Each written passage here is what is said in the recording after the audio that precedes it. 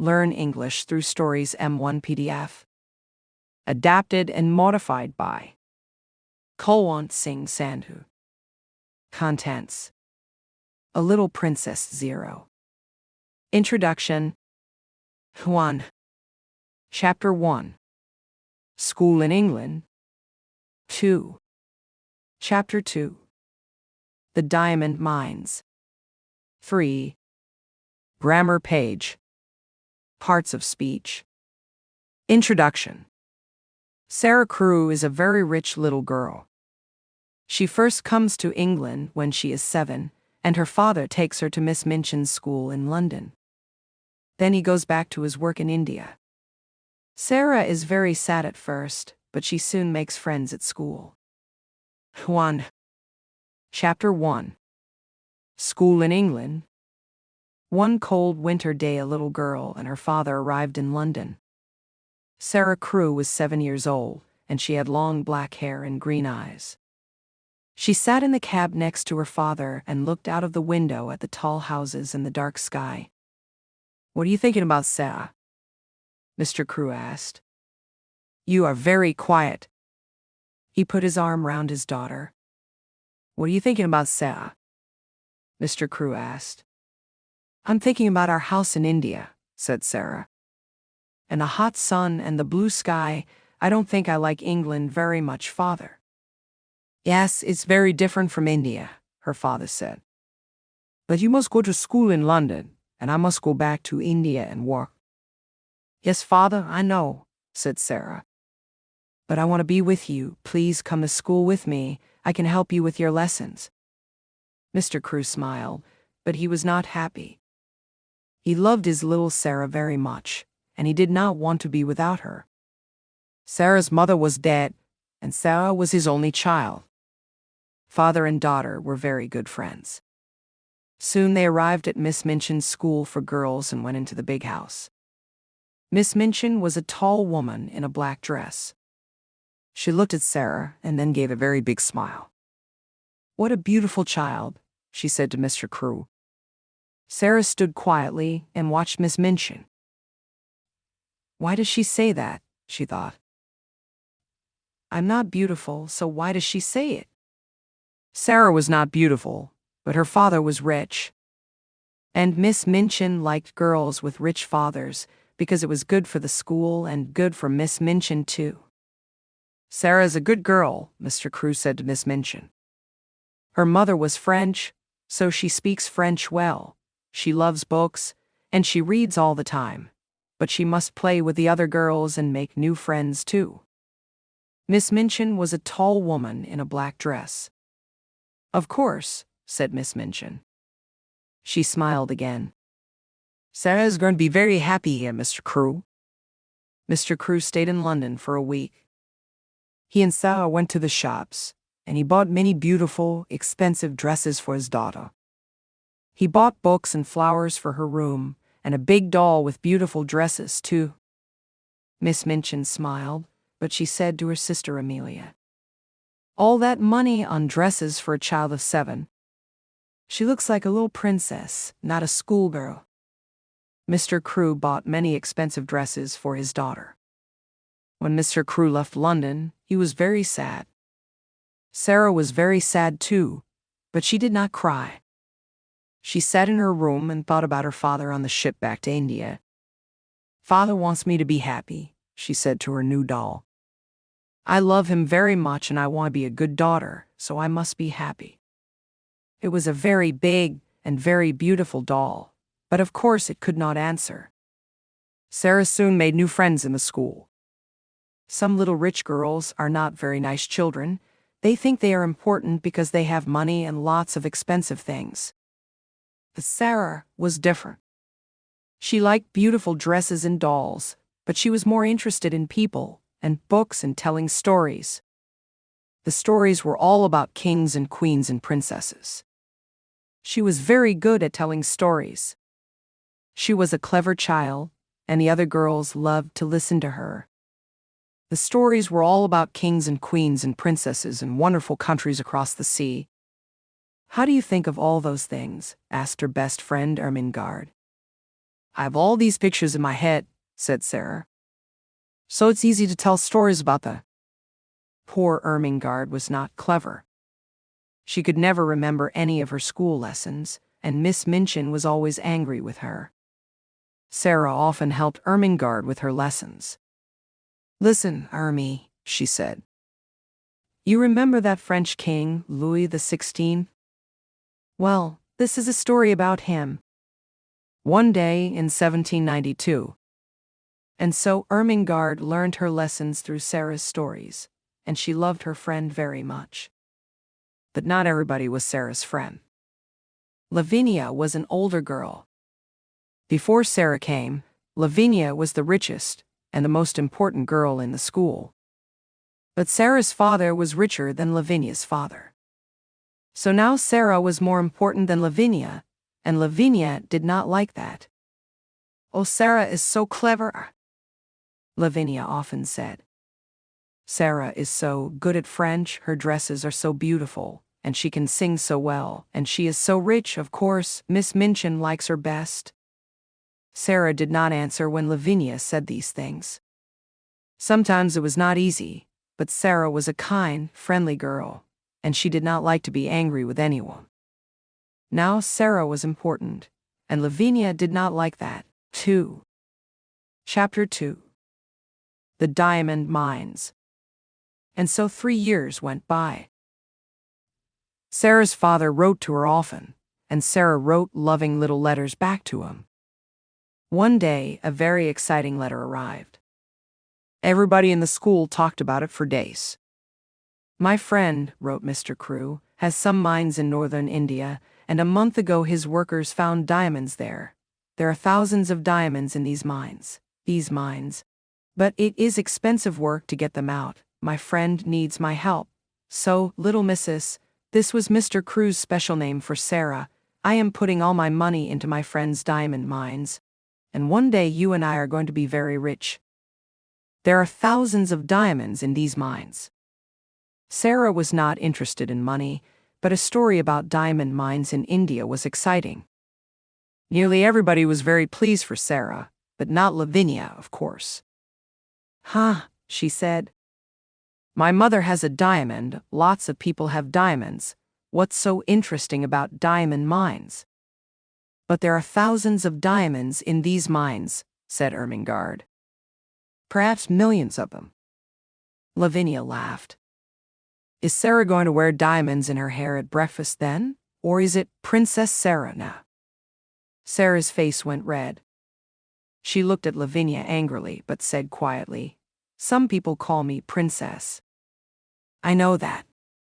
But princesses don't get angry or say unkind things, so I'm not going to say anything to you, Lavinia. To me, you are a princess, Ermengarde said to Sarah later. And you always look like a princess in your beautiful dresses. Sarah was a princess to another girl, too. This was Becky. She was a servant in Miss Minchin's school, and she was only 14 years old, but she worked all day and sometimes half the night. She carried things upstairs and downstairs, she cleaned the floors, she made the fires, and she was always tired and hungry and dirty. She and Sarah had very different lives. Becky cleaned the floors, made the fires. But one day Sarah came into her bedroom, and there was Becky, sleeping in a chair. Oh, you poor thing, Sarah said. Then Becky opened her eyes and saw Sarah. She got up at once. Oh, miss, she said. I'm very sorry, miss. I just sat down for a minute and Don't be afraid, said Sarah. She gave Becky a friendly smile. You were tired, that's all. There was Becky, sleeping in a chair. Are you going to tell Miss Minchin? Asked Becky. She began to move to the door. Of course not, said Sarah. Please don't run away, sit down again for a minute. You look so tired. Oh, miss, I can't, Becky said. You're very kind, miss, but Miss Minchin. Please, said Sarah. She took Becky's hand. You're only a little girl like me. Let's be friends." And so, Becky sat down again, and soon she and Sarah were friends. Nobody knew about this, of course. Rich little girls at Miss Minchin's school did not make friends with servant girls, and it was a wonderful thing for Becky. Nearly every day she and Sarah met in Sarah's bedroom, just for 5 or 10 minutes. Becky was always hungry, and Sarah often bought nice things for her to eat. They sat and talked, and sometimes Sarah told Becky some of her stories. Becky loved that. "Oh, miss," she said, "you tell them so beautifully. Sometimes I like your stories better than things to eat." And after those visits to Sarah's room, Becky always felt better, not so tired, and not so hungry. Some months later, Sarah had her 11th birthday. Lessons stopped for the afternoon, and there was a big party for all the girls in the school. Everybody at Sarah's party was very happy. "This party is expensive for us," Miss Minchin said to her sister Amelia. "But it looks good for the school." That afternoon there was a visitor to the school, Miss Minchin's lawyer. He went with Miss Minchin into her office, and they closed the door. In the schoolroom next door, there was a lot of noise from Sarah's party. Everybody in there was very happy. But in the office, Miss Minchin was not happy. She looked at the lawyer angrily. "What are you saying? MR Crew has no money. What about the diamond mines?" "There are no diamond mines," said the lawyer. "Well, there are mines, but there are no diamonds in them." "But Mr. Crew's good friend," began Miss Minchin. "Mr. Crew's good friend," said the lawyer, "ran away with all MR Crew's money. Ralph Crew was ill with a fever, and when he heard about this, he got worse. A week later, he was dead." "Dead?" cried Miss Minchin. "Well, what about his daughter Sarah, and this expensive birthday party?" "Sarah Crew has no money," said the lawyer. "Not a penny in the world, Miss Minchin, not a penny." "She must leave my school at once," Miss Minchin said angrily. "She must go this afternoon." "Where?" said the lawyer. "Out into the streets, an 11-year-old girl that's not going to look very good for your school, Miss Minchin." Miss Minchin's face went red.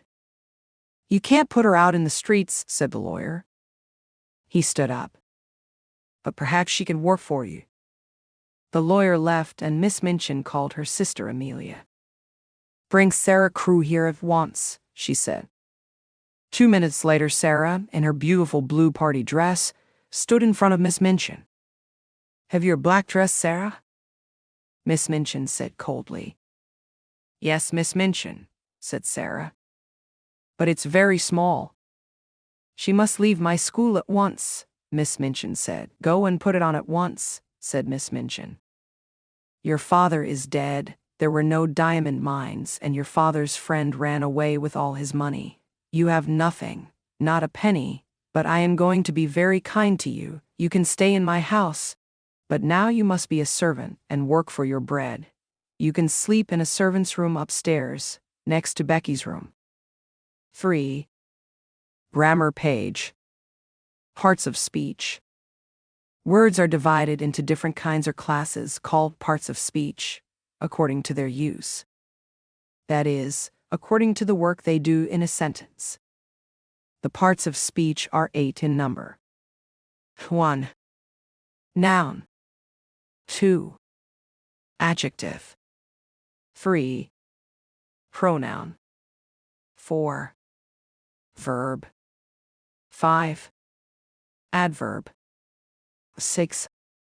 Preposition. 7. Conjunction. 8. Interjection. A noun is a word used as the name of a person, place, or thing. As, Akbar was a great king. Kolkata is a big city. The rose smells sweet. The sun shines bright. His courage won him honor. Note: the word thing includes all objects that we can see, hear, taste, touch, or smell, and something that we can think of, but cannot perceive by the senses. 2. An adjective is a word used to add something to the meaning of a noun. As he is a brave boy. There are 20 boys in this class. 3. A pronoun is a word used instead of a noun. As John is absent because he is ill. The book are where you left them. 4. A verb is a word used to express an action or state. As the girl wrote a letter to her cousin. Kolkata is a big city. Iron and copper are useful metals. 5. An adverb is a word used to add something to the meaning of a verb, an adjective or another adverb. As he worked the sum quickly. This flower is very beautiful. She pronounced the word quite correctly. 6. A preposition is a word used with a noun or a pronoun to show how the person or thing denoted by the noun or pronoun stands in relation to something else. As there is a cow in the garden. The girl is fond of music. A fair little girl sat under a tree. A conjunction is a word used to join words or sentences. As Rama and Hari are cousins. 2 and 2 make 4. I ran fast but missed the train. An interjection is a word which expresses some sudden feeling. As hurrah! We have won the game. Alas! She is dead.